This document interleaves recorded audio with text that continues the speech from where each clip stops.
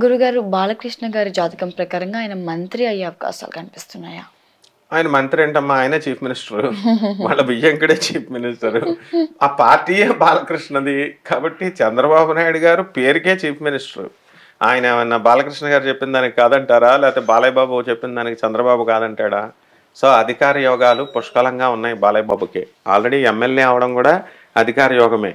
ఆయన మళ్ళీ మళ్ళీ మళ్ళీ అన్నిసార్లు గెలవడమే పెద్ద అధికార యోగం. కాబట్టి ఆయన ఇప్పుడు మంత్రి కిందే లెక్కచ్చి he is the chief minister of Andhra Pradesh. Right. Nagababu garu రాజకీయాల్లో రాణించలేకపోవడానికి గల కారణం ఏంటి? ఆయన ఏం రాజకీయాల్లో రాణించలేకపోవడం కాదు, ఆయనకి ఇంట్రెస్ట్ లేక వెళ్ళలేదు ఆయన. ఎందుకంటే ఫ్యామిలీ ప్యాకేజ్ ఇది ఏమైనా వెళ్ళిపోవడానికి రాజకీయాలకి.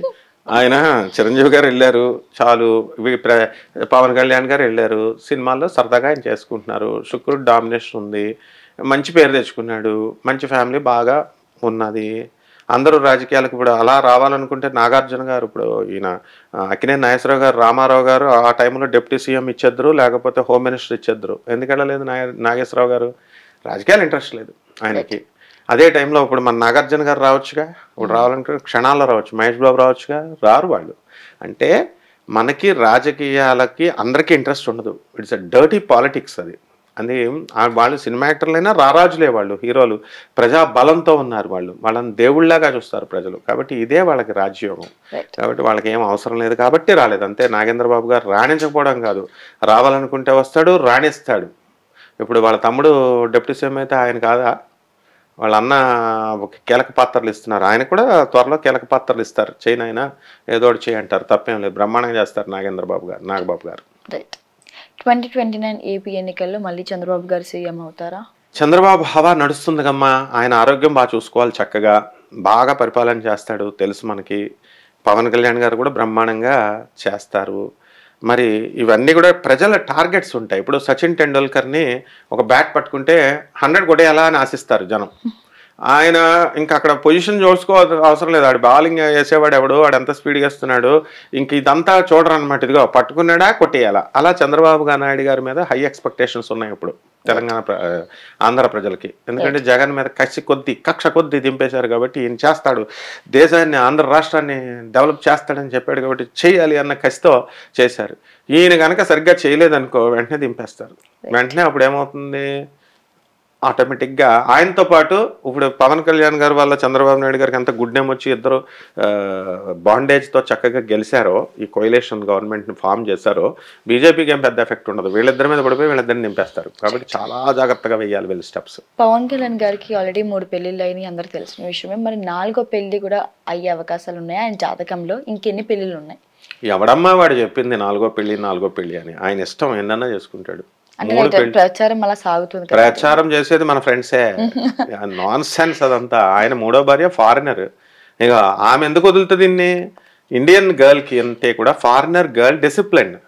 నాగార్జున గారిని పెళ్లి చేసుకున్నప్పుడు అమలు చేసుకుంది, ఫారినర్ వదిలేస్తుందనో లేకపోతే నిలబడుతుందా, ఎంతవరకు నిలబడుతుందా అన్నారు. బ్రహ్మాండంగా చేసి చూపించింది అమల గారు.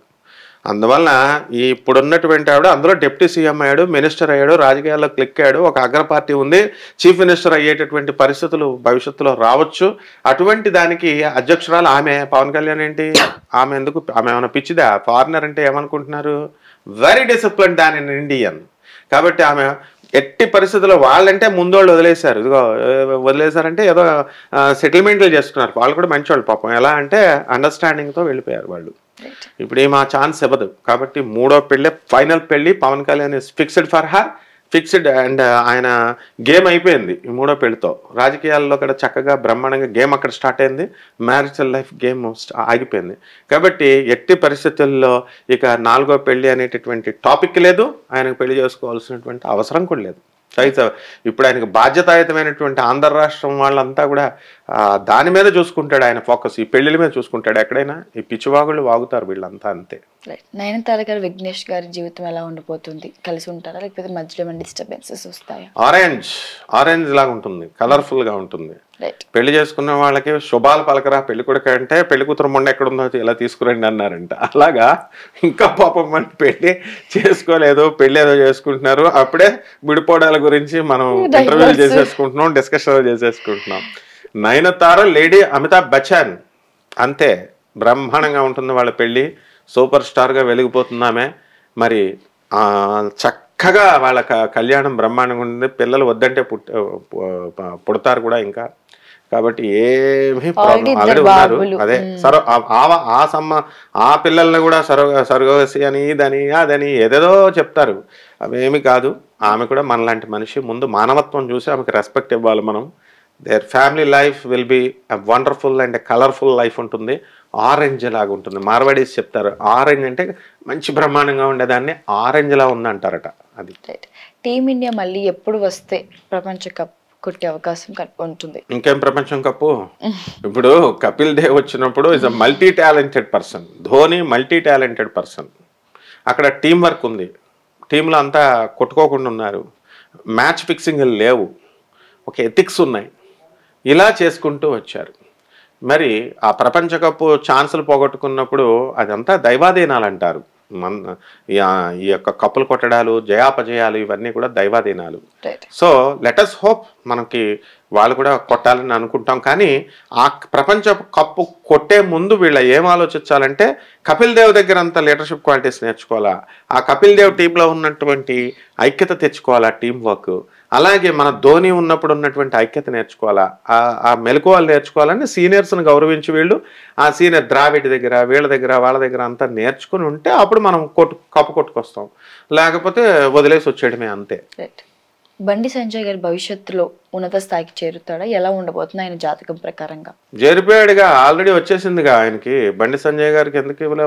మినిస్టర్ పదవే, సెంట్రల్ మినిస్టర్ పదవే ఇచ్చారు. ఇంకా అంతకంటే ఇంకా డెవలప్మెంట్ ఏం కావాలా?